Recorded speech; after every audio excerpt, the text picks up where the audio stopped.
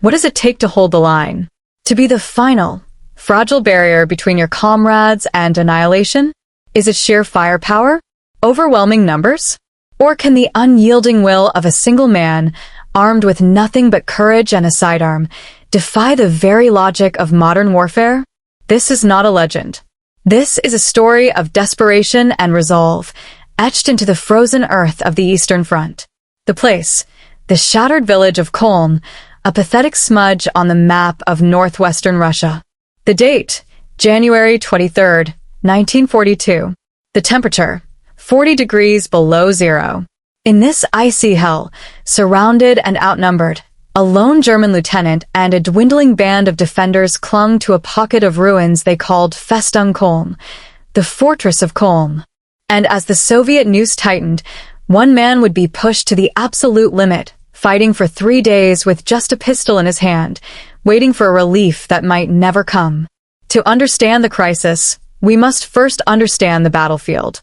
In the winter of 1941-42, the Soviet Red Army launched a massive counteroffensive, encircling hundreds of thousands of Axis troops. One such pocket formed around the key road junction of Kholm, held by a ragged, makeshift German battle group under the command of Oberst Theodor Scherer. Scherer's force, Kampfgruppe Scherer, was a desperate assembly of roughly 5,500 men, isolated infantry from the 218th and 329th Infantry Divisions, Luftwaffe field troops, police detachments, and a handful of artillerymen acting as infantry. They were short on everything: ammunition, medical supplies, food, and winter gear. Their only advantages were a central, defensible position within the village and orders to hold at all costs. If Kholm fell, a critical corridor for a larger trapped force, the Demyansk pocket, would be severed. Among these defenders was a young officer, Lieutenant Harry Simon. An engineer officer by training, Simon was commander of the 3rd Company of the Reserve-Polizei-Bataillon 65, a police unit pressed into frontline combat. He was 28 years old, responsible for a sector of the perimeter that was little more than a labyrinth of frozen cellars, shattered brick walls, and hastily dug trenches. The air reeked of cordite, damp wool, and death. Fear was a constant companion, kept at bay only by duty and the brutal camaraderie of men sharing a doomed fate.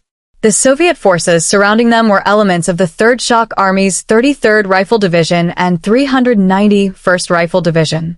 They numbered over 20,000 fresh troops, equipped with heavy mortars, T-34 tanks, and a relentless determination to erase the Kholm pocket. The initial Soviet assaults in late January were brutal, but disjointed. By early February, however, the attacks became a precise, crushing machine. Lieutenant Simon's company held a critical position in the northern sector, guarding the approaches to the makeshift airstrip, the garrison's only lifeline for supplies and casualty evacuation. Day by day, his men were whittled down by sniper fire, mortar barrages, and sudden, vicious close-quarter attacks. By February 10th, the situation was catastrophic. The perimeter had shrunk to an area less than a kilometer square. Soviet troops had infiltrated the ruins, turning adjacent buildings into strong points. Fighting was house to house, room to room. Command posts were in cellars, the ceilings shaking with every impacting shell. The cold was a weapon in itself, claiming as many men through frostbite and exposure as enemy bullets. On the morning of February 14th, 1942, the crisis in Simon's sector reached its peak. A massive Soviet preparatory bombardment smashed into his company's positions. Heavy 120mm mortar rounds and 76mm gunfire turned the ruins into a storm of shrapnel and flying masonry. By 1400 hours, the bombardment lifted, replaced by an eerie, ringing silence. Then, through the smoke and swirling snow, shadows moved. A full Soviet rifle company, perhaps 150 men, emerged from the wreckage, charging directly at the center of Simon's line. They came in waves, their battle cries piercing the cold air. "Ura! Ura!" Simon's men, perhaps 30 effectives at this point, met the charge with desperate rifle fire, bursts from their few remaining machine guns, and hand grenades. The fighting was brutal, intimate. Men grappled in shell holes, bayonets and entrenching tools becoming the weapons of last resort. For an hour, the position held by a thread. But the cost was staggering. Simon's command post in a cellar received a steady, grim procession of wounded and dying men. By nightfall on the 15th, the situation was untenable. A direct hit from a Soviet anti-tank rifle had collapsed Simon's main strong point, killing or burying the crew of a crucial heavy machine gun. Communication with battalion headquarters was sporadic, cut by shellfire. Lieutenant Simon was now defending a fragmented line with a handful of exhausted, freezing soldiers. Ammunition was critically low, and the Soviet infantry, sensing weakness, were digging in barely 50 meters away, preparing for the final push. February 16, 1942. Dawn broke, not with light, but with a gray, oppressive gloom. The temperature remained lethally low. At 0900 hours, a runner, his face a mask of frost and terror, reached Simon's cellar. The message was simple: a massive assault was imminent across the entire northern perimeter. Simon's depleted company was the linchpin. They must hold, or the entire festung could be split in two. He distributed the last of the ammunition, a few magazines per man, 2 grenades each. The faces of his men, boys, veterans, policemen turned soldiers, were etched with a hollow acceptance. They knew what was coming. At 1030 hours, the storm broke. This was not a single charge, but a coordinated assault from multiple directions. A platoon-sized force, supported by a heavy machine gun, slammed into Simon's right flank, pinning his men down. Simultaneously, a squad of Soviet combat engineers, using smoke grenades for cover, rushed his central position, the cellar command post itself. What happened next was a blur of violence and noise. Grenades rolled down the cellar steps. Muzzle flashes lit the dark interior. Simon fought with his rifle until a burly Soviet soldier was upon him, and in the desperate grapple, the weapon was torn from his hands and lost in the debris. He drew his Luger P-08 pistol, the sidearm of an officer, a weapon of last resort, never meant for sustained combat. One by one, his men fell. A burst from a PPSH-41 submachine gun cut down his radio operator. A sniper's bullet took his platoon sergeant. The sounds of fighting from adjacent positions began to die down, replaced by the guttural shouts of Soviet soldiers consolidating their gain. By noon, the impossible had happened. Lieutenant Harry Simon was alone. The surviving members of his company were dead, captured, or had fallen back to secondary positions, unaware he still held the ruins. He was isolated in a nightmarish landscape of rubble, frozen corpses, and encroaching enemy soldiers. His world had shrunk to a few square meters of hell. His only weapon, the 8 rounds in his pistol magazine, and 1 spare magazine on his belt. For the remainder of the 16th, through the long, terrifying night, and into the 17th, Simon became a ghost in the ruins. He played a deadly game of cat and mouse. He would hear Russian voices, see shadows moving through gaps in the walls. A Soviet scout, peering into a shattered doorway, would meet the flash of Simon's Luger and fall. He would then scramble, crawling through broken brick and splintered wood, to a new hiding place before grenades or automatic fire riddled his previous position. The cold was a physical agony. Hunger gnawed at him. Thirst was worse. He resorted to sucking on handfuls of filthy snow. Sleep was unthinkable. Every sense was heightened to a painful degree. The click of a safety, the crunch of a boot on frost, the whisper of a uniform against a wall. These were his warnings. He was fighting on instinct, on a sheer, animal will to survive, and to deny the enemy this piece of ground. His pistol, its metal so cold it burned his skin, was the only thread connecting him to his duty, to his humanity. On the 18th, the 3rd day of his solitary stand, his ammunition was nearly gone. He had 5 rounds left.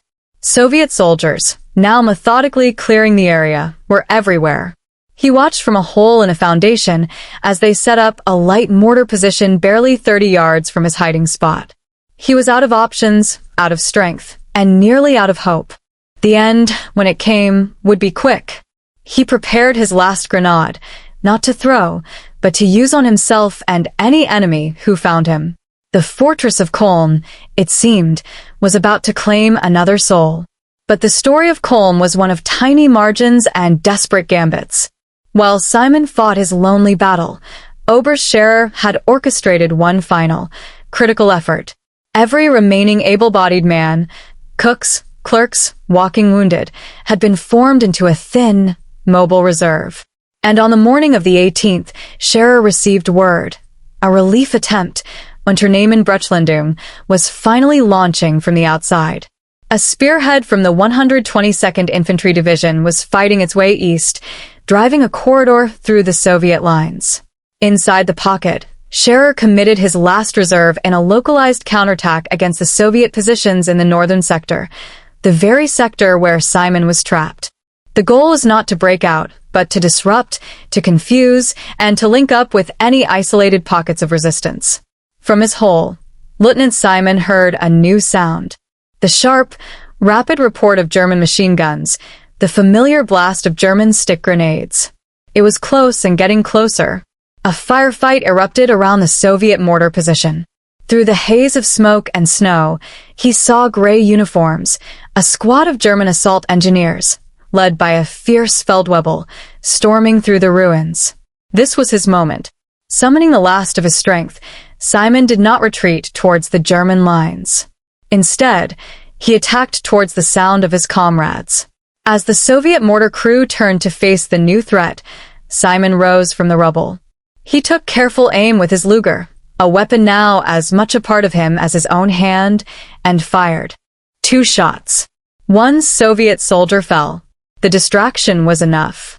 The German engineers surged forward, overwhelming the position in a whirlwind of grenades and close-range fire.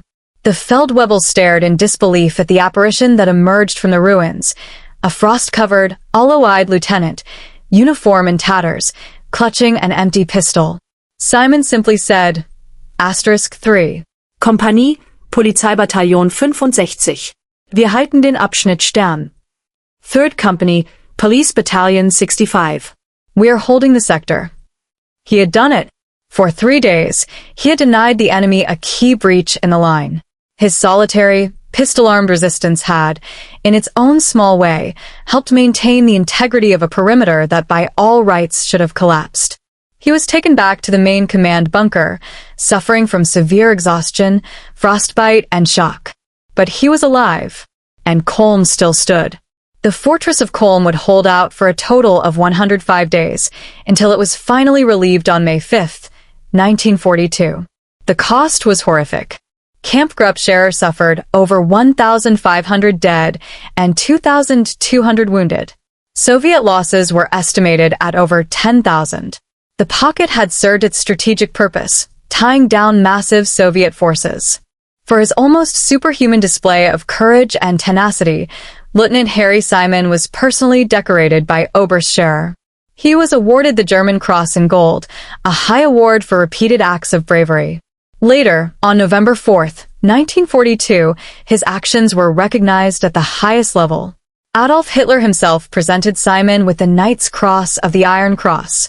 The citation specifically mentioned his exemplary bravery and decisive leadership, culminating in his single-handed defense of a sector for 3 days with a pistol.